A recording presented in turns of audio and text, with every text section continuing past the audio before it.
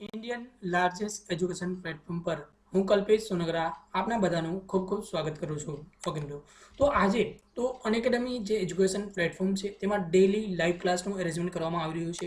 એના સિવાય આગળ જોઈએ તો લાઈવ ટ્વિસ્ટ અને ક્વિઝનું પણ અરેન્જમેન્ટ કરવામાં આવ્યું છે. સ્ટ્રક્ચર્સ કોર્સ અવેલેબલ છે અને અનલિમિટેડ એસએસ છે. ઓકે, તો એક તમે એજ્યુકેટર સાથે મજા ના આવે તો બીજા એજ્યુકેટર સાથે જોઈન થઈ શકો છો, બીજા એજ્યુકેટર સાથે મજા ના આવે ત્રીજા એજ્યુકેટર સાથે જોઈન થઈ શકો છો.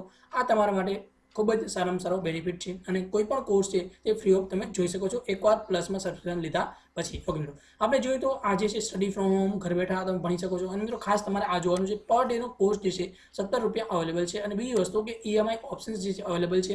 આને છે એટીએમ કાર્ડ જે છે, ડેબિટ કાર્ડ, ઇન્ટરનેટ બેન્કિંગથી તમે પેમેન્ટ કરી શકો છો. ઓકે, અલગ અલગ જે એજ્યુકેટર છે, ટોપ એજ્યુકેટર છે, એ બધાના ફોટો તમે ડિસ્પ્લેમાં જોઈ શકો છો. ઓકે મિત્રો, આપણા જે સ્પેશિયલ ક્લાસ છે તે મંગળ, ગુરુ અને શનિવારે 5:30 વાગ્યાનો ટાઈમ છે. આના સિવાય જે પણ ક્લાસ છે કોન્સ્ટેબલમાં રેગ્યુલર સોમ, બુધ અને શુક્રવારે 5:30 વાગ્યાનો ટાઈમ છે. અને બાકી જે રેગ્યુલર ક્લાસ છે તેનો આપણો 4 વાગ્યાનો ટાઈમ છે. ઓકે, તો સૌપ્રથમ અનએકેડમી લર્નિંગ એપ જે છે, okay, Unacademy learning app download કરી લેશો. ડાઉનલોડ કર્યા પછી તેમાં ઓકે સાઇન ઇન કરશો. સાઇન ઇન કર્યા પછી તમારે ગોલ જીપીએસસી સિલેક્ટ કરવાનું રહેશે.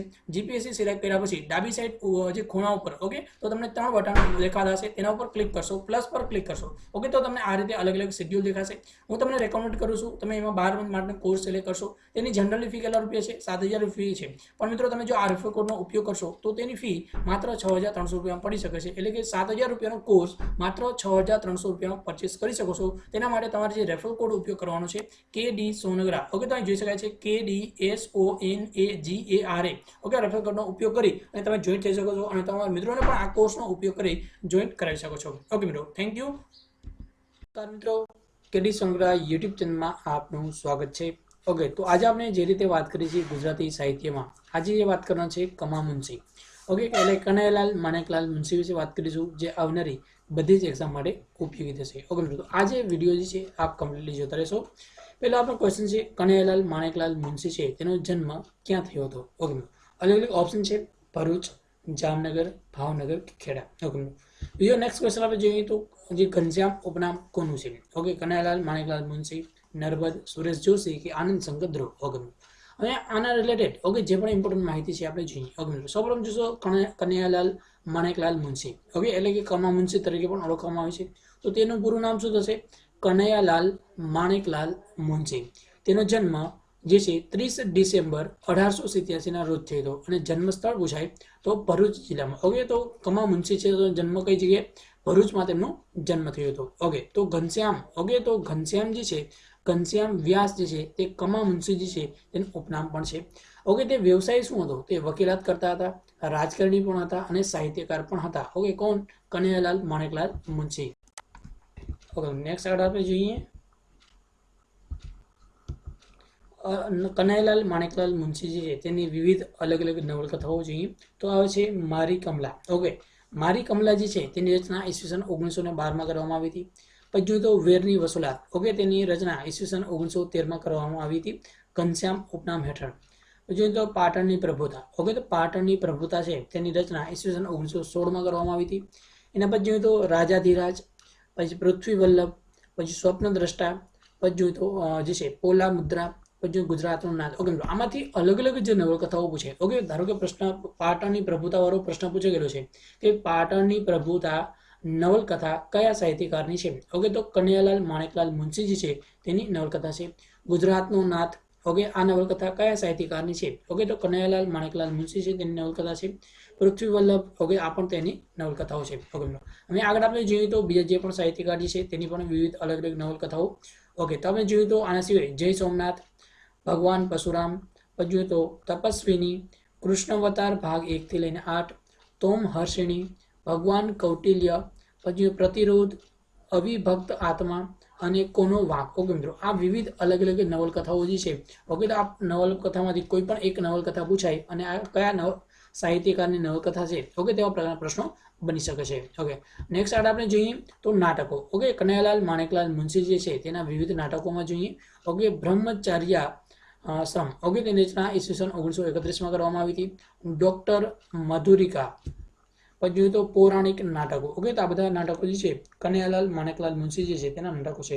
ઓકે, આગળ આપણે જોઈએ તો કનૈયાલાલ માણેકલાલ મુનશી છે ઓકે તેને અન્ય અલગ અલગ સાહિત્યનું સર્જન જોઈએ તો કેટલાક લેખો, પછી જોઈએ તો અડધે રસ્તે, પછી જોઈએ તો સીધા ચઢાણ, પછી જોઈએ તો જે છે સ્વપ્ન સિદ્ધિની શોધમાં, જે છે ભગ્ન પાદુકા, પછી જોઈએ તો પુરંદર પરાજય, તર્પણ, પુત્ર સમો વળી.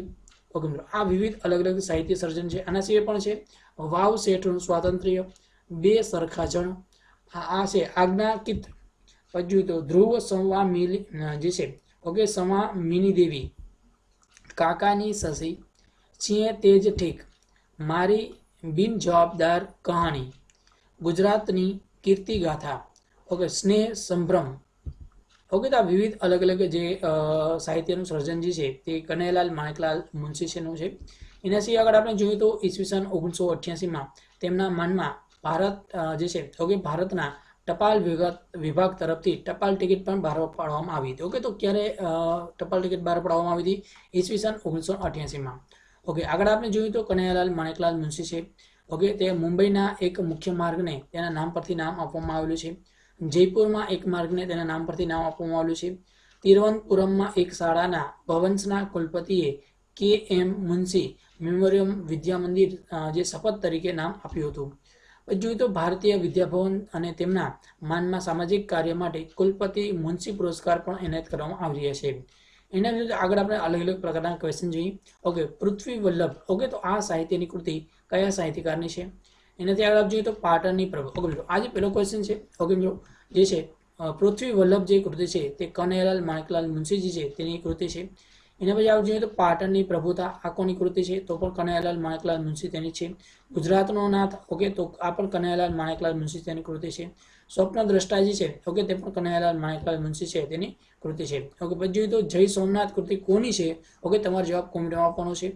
એના જવાબ જોઈએ તો કનૈયાલાલ માણેકલાલ મુનશી છે તેનો જન્મ કઈ જગ્યાએ થયો? તો આનો પણ જવાબ તમારે કોમેન્ટમાં આપવાનો છે.